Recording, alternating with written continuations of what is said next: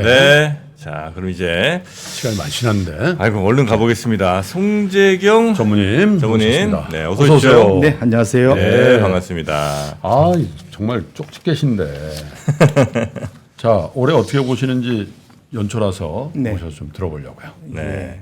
기본적으로 11월, 12월 작년에 여름 이후에 되게 고생했다가 10월 바닥으로 11월, 12월 미리 파월로부터 산타랠리 선물도 미리 받고 상당히 흥분하면서 올해로 넘어왔는데 올해 우리가 좀 봐야 될 게 원래 그 큰 그림, 좋았던 그림 중에 하나가 물가는 잡히고 금리도 내려오고 달러는 약세가 되고 그러면 기본적으로 미국을 제한 오히려 우리나라 같은 시장에서 되게 좋아지지 않겠느냐. 그렇죠. 라는 이제 그런 이제 그런 스토리로 희망회로였죠. 네. 예, 희망으로 올해 넘어왔는데 상당히 연출이 좀 삐거덕삐거덕합니다. 네. 근데 이제 그거 중에 우리가 놓치고 있다고 굳이 표현해야 될 거 아니면 우리가 좀 간과했던 너무 희망 섞인 걸로 본 것 중에 하나가 지난 3년간 우리를 괴롭혔던 물가가 생각보다 우리가 좀 조심할 필요가 있겠다라는 그러한 이제 신호들이 나오고 있어서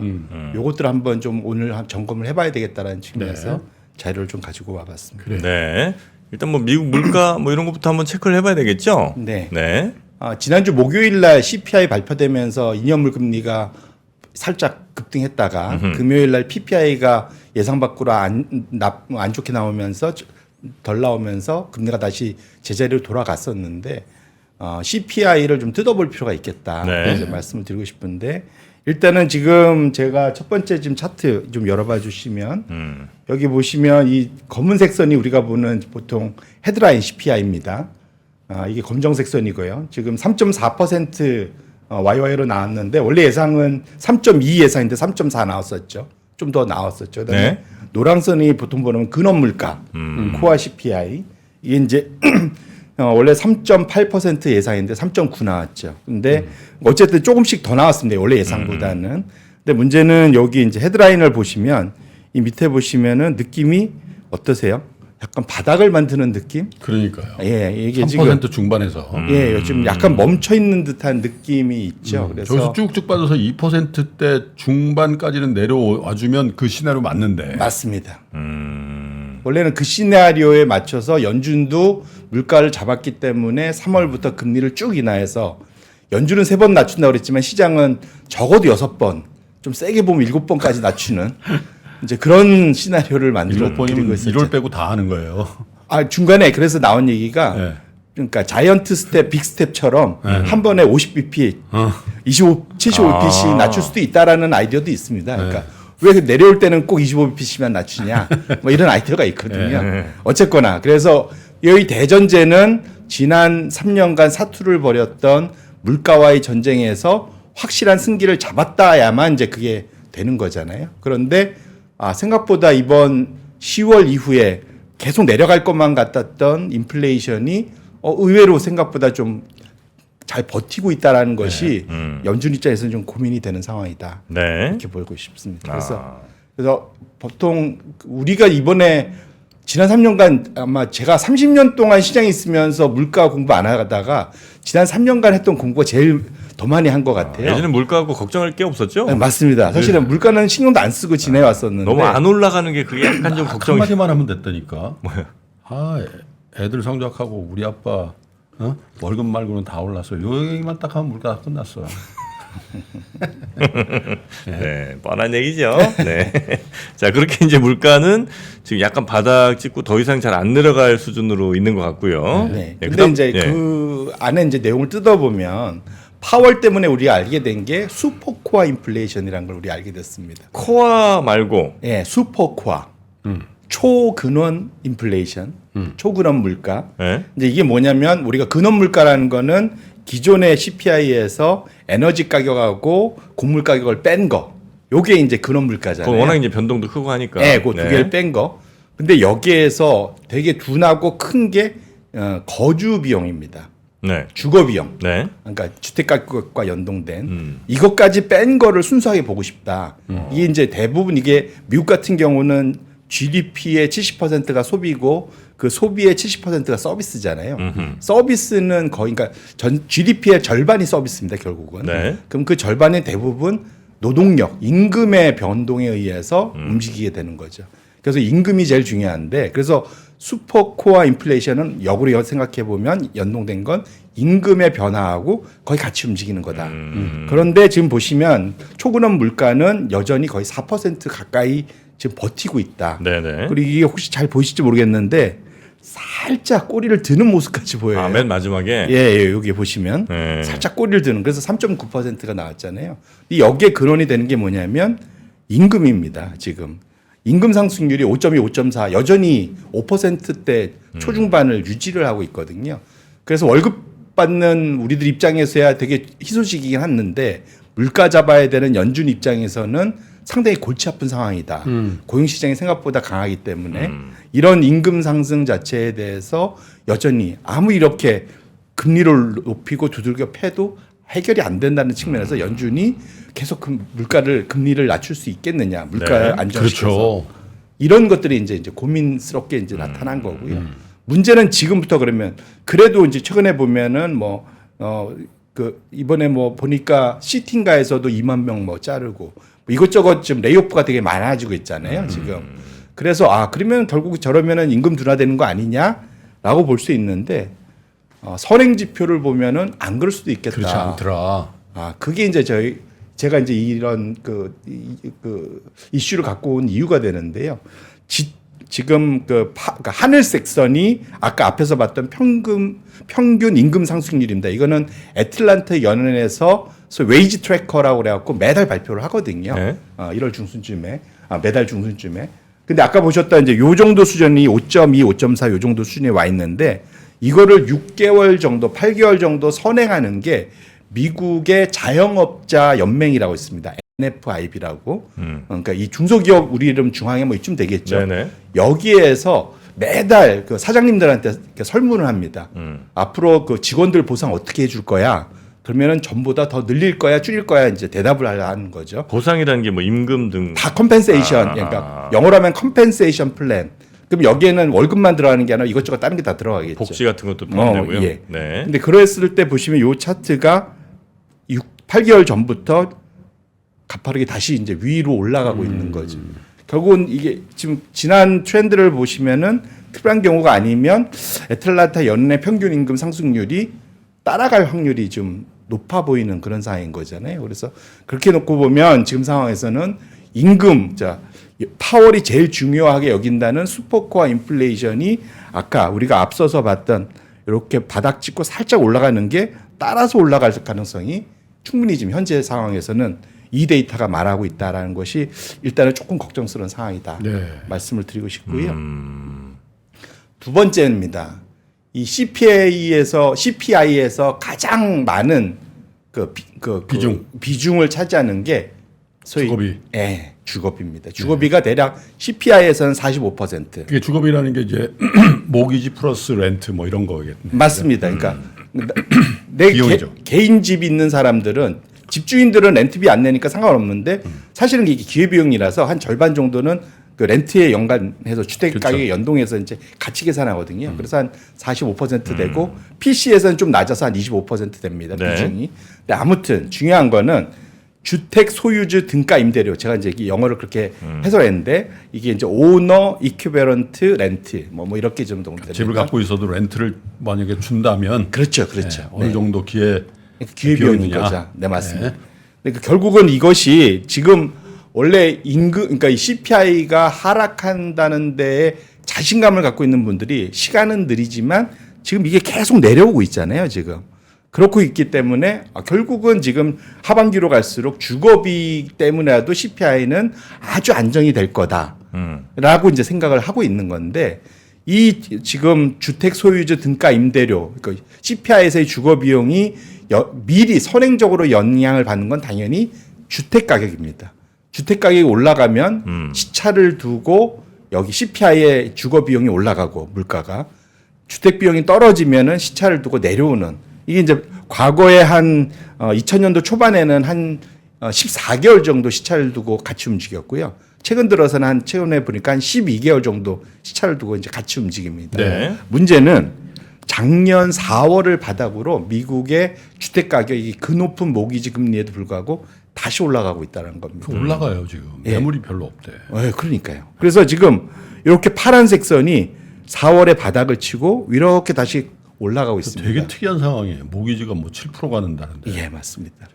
이게 이제 물론 이게 2008년도 그 소위 그 MBS발 그런 서프라임 모기지 이슈 이후로 워낙 안 지다가 최근 들어갖고 이제 부족 때문에 이제 이런 일이 벌어진다 이런 얘기를 하는데 아무튼간에 우리가 지금 봐야 되는 거는 지금 원래는 이 붉은색 선 CPI에 있는 주거 비용 물가가 지속적으로 떨어질 거라는데 엄청난 자신감을 갖고 있었는데 지금 시차를 두고 이미 주택 가격이 올라가고 있기 때문에 결국은 이게 12개월 후행하면서 이 가격을 CPI의 주거 비용을 다시 끌어올릴 수 있는 여지가 충분히 지금 이 차트에서 보여지고 있다. 집값 오르는 렌트는 내리냐? 그럴 일 없다. 그렇죠. 당연한 거 아니겠습니까?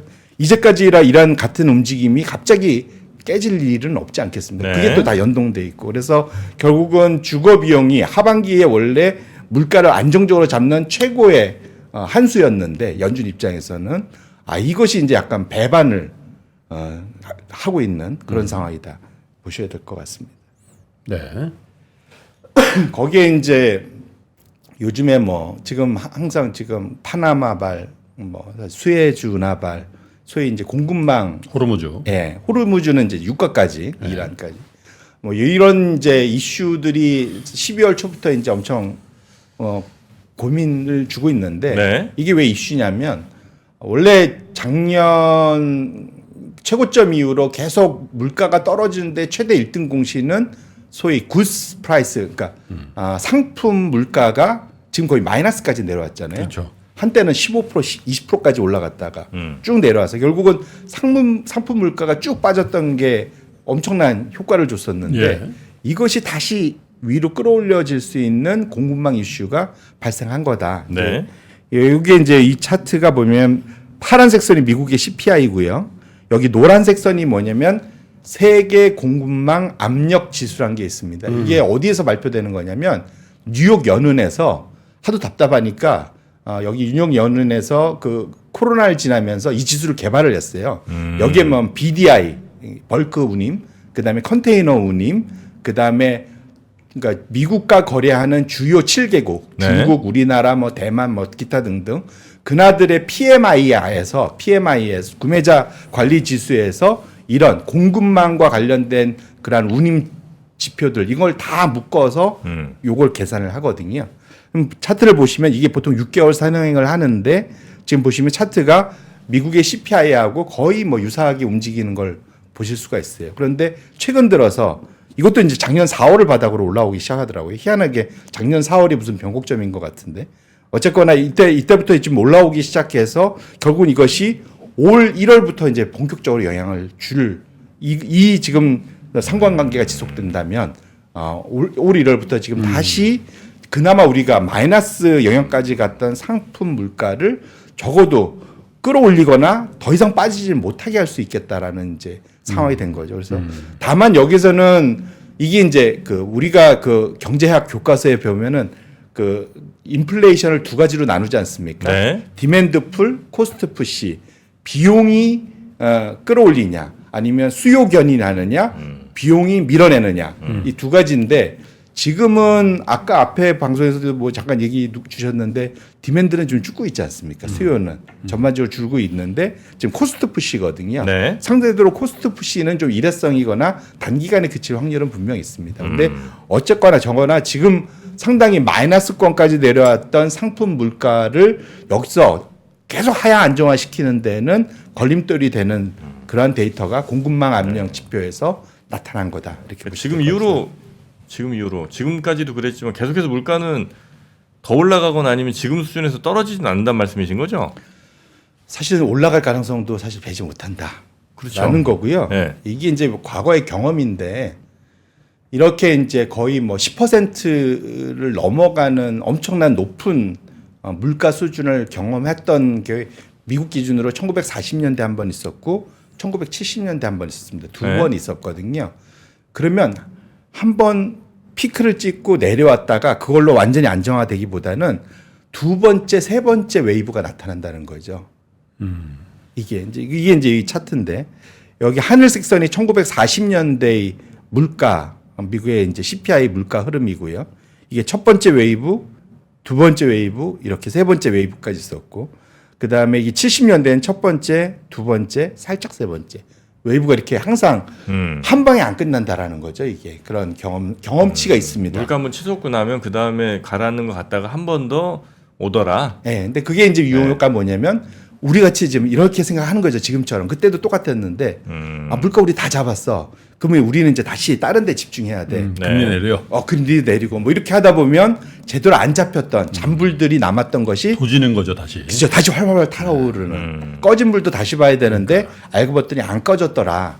그러니까 과거에 40년도에 70년 이번에도 그러라는 건 꼭 아닙니다. 하지만 과거에 이런 40년과 70년대의 그러한 여러 번의 웨이브가 있었던 그런 경험을 봤을 때 이번에도 이렇게 엄청나게 고금리를 한번 겪어놨는데 이것이 단순히 잡히겠냐. 그럼 앞에서 봤듯이 적어도 임금과 주거비용 측면에서 재상승하는 것들을 우리가 확인을 할 수 있었기 때문에 네. 이 높이가 이전 높이만큼 가진 않더라도 살짝은 다시 올라갈 가능성을 좀 열어두고 우리가 이제 투자 포트폴리오를 짜야 되지 않겠냐라는 생각을 갖고 네. 있고요. 지금 모든 사람들이 아까 말씀드린 너무 낙관적으로 연준이 올해 금리 많이 내리고 그렇기 때문에 시장 금리 막 내려가고 그럼 주가는 올라가고 채권 가격도 올라가고 이런 걸 머릿속에 그리고 있으면 사실은 이런 일이 많이 벌어진다면 엄청 복병이 되겠죠. 그래서 그런 것들을 항상 이렇게 염두에 두고 보실 필요가 있지 이렇게 말씀드립니다. 근데 이 저 그래프대로라면 적어도 한 3년까지는 떨어지네요. 네네. 그리고 나서 이제 4년째 혹은 5년째 다시 이제 세컨 웨이브가 오는 거니까 네네. 일단 지금은 좀 즐겨야 되지 않겠습니까? 즐겼잖아. 다 즐긴 건가요? 아니, 안 즐겼어. 좀 아직 못 즐겼는데. 아하. 늦었어요? 근데 거꾸로 말하면 또 이번에 연준이 네. 금리를 올린 속도가 이만큼 또 빨랐던 적도 없죠, 사실은.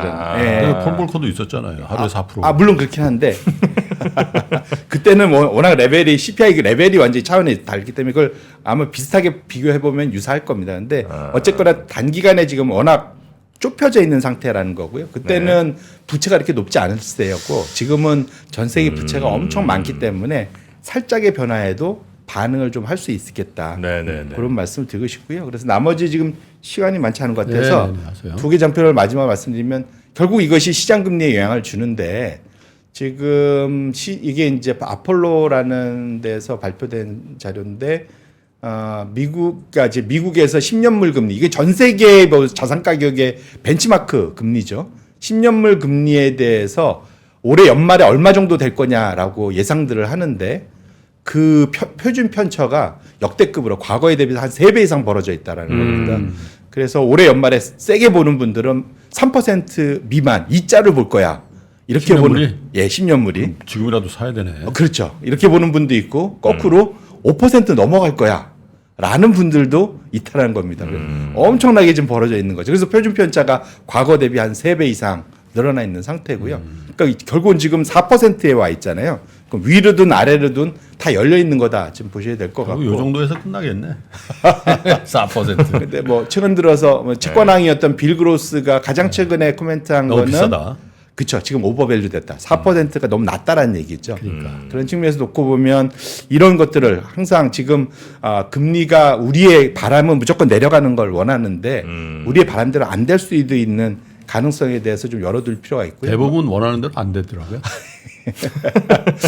우리가 새해 복 많이 받으러 서로 이렇게 위시를 했는데 돼야 될 텐데요. 근데 네. 마지막으로 이게 이제 10년물 금리가 한 4, 50일 영업일 동안 이렇게 최근에 엄청 급락을 한 거잖아요. 2달 동안. 이렇게 10년물 금리가 빠졌던 게 과거에 있었느냐? 2번 있었습니다. 지금 지난 15년간 2번 있었는데 2020년에 코로나 위기 때 한번 이렇게 금리가 단기간에 급락을 한 적이 있었고요. 두 번째가 2012년에 유럽 금융위기. 두 번이 그렇게 급격하게 내려갔다는 거죠. 그러니까 44 영업일 변화율이라는 게 뭐예요? 그러니까 고점 대비 내내 주구장창 빠져서 이만큼 벌어진 거라는 거죠. 지금 기준으로 그럼 44일 동안 이렇게 쭉 움직였을 때 이렇게 많이 빠져본 적이 있느냐? 그 과거로 역으로 되돌아가 보면 2020년 한 번 있었고 아니, 44일은 뭐예요? 이번에 이렇게 많이 빠졌던 거 지금과 비교를 하려면 직전 고점 대비해서 예, 그렇죠. 뭐 그거 비슷하게. 아니 근데 이거는 네. 너무 자기적이라는 얘기지. 그러니까 지금 직전 고점 대비 44일 마침 빠진 거를 딱 그만큼 재갖고 네. 이전에 또 44일 기준으로 해버리면 네. 그건 너무 좀 근데 이제 이것이 의미가 있는 거는 네? 이럴 정도로 심각하게 움직이는 경우가 특별한 경우는 없다라는 거죠. 그래서 가봤더니 네. 코로나 위기 때나 유럽 금융 위기 때 정도에만 이렇게 움직인다는 거죠. 근데 이 정도로 지금 기대감만으로 이만큼 빠진 저는 거잖아요. 일부러 송 전무님이 딱 그렇게 자기 논리를 하려고 그런 게 아니라 네. 그렇게 많이 빠졌기 때문에 요 기간을 그렇죠. 과거로 회귀시켜서 비교해 보는 거야. 44일을 너무 음모론적으로 생각해. 그러니까 어차피 근데 뭐 제가 의도한 건 아니고 도이치뱅크에서 한 겁니다. 이거는. 아, 네, 그래요? 그러니까 보통 이런 경우 많이 하거든요. 지금 이것이 과거에도 있었는지 그때 그러니까. 무슨 일 때문에 일어났는지 보는 거고요. 그래서 네네. 지금이면 금리가 많이 빠져 있는 상황이기 때문에 여기서 추가적으로 금리가 급격히 하락한 거에 대해서는 좀 경계할 필요가 있겠다 이렇게 말씀드립니다. 동감하고요. 네네네. 그래서 금리 하락이 이렇게 지금 급격하게 이루어지고 있다. 이미 많이 됐다. 됐다. 과하게 좀 된 거다. 아, 더 그래서 빌 그로스가 4%가 너무 내려왔다라고 얘기하는 거다. 우리나라 그렇게 저 뉴스를 전해드렸더니 하도 공매도에 당하셔가지고 자기들 저렇게 얘기해놓고서 우리 채권 팔게 해가지고 그거 다 사 먹으려 그러지 이렇게. 근데 이미 그분들 채권 많이 들고 있습니다. 채권 시장을 개별 종목으로 생각하지 마세요. 돈이 그거 걔네들이 그 작전하려면요. 미국 정부만큼 돈이 필요합니다.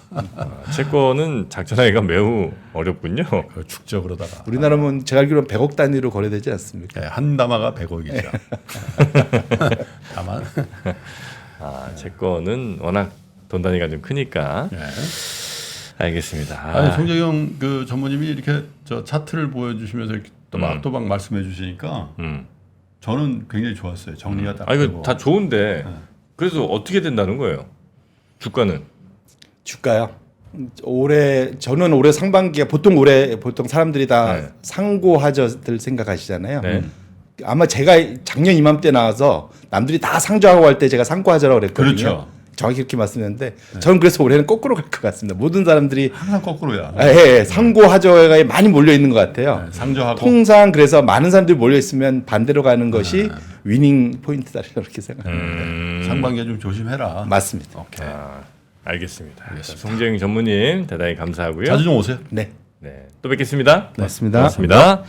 자, 이제 우리 시장도 개장을 또 앞두고 있습니다. 네. 우리 시장 뭐 저평가됐다는 얘기가 참 많은데 제대로 좀 평가를 언제쯤 받을 수 있을지. 저 32년째 듣거든요.